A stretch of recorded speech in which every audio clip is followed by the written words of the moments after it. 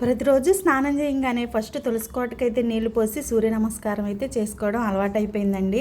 ఇంకా పిల్లోడికి half day schools కదా, వాడికైతే బాగా ఏందో వాటర్ అయితే తాగట్లేదనమాట. అందుకని సబ్జా గింజలు ఇట్లా పంచదార కాస్త నిమ్మకాయ పిండి వాడికి బాటిల్ అయితే కలిపించానండి. ఎందుకంటే వేసవకాలం కదా, పిల్లలు నీరసం అయిపోతారని డీహైడ్రేషన్ అవ్వకుండా వాడికైతే ఆ వాటర్ కలిపించానమాట. వాడైతే ఇక ఆటో కోసం ఎదురు చూస్తున్నాడు. ఈ రోజంతా నాకైతే మిక్సీ వేసే పనే ఎక్కువైపోయిందండి. ఎందుకంటే అల్లం ఉందనమాట, వృధాగా పాడైపోతుందని చెప్పేసి దాంట్లో కాస్త ఉప్పు పసుపు వేసి నీళ్లు పోయకూడదండి అల్లం పేస్ట్లో.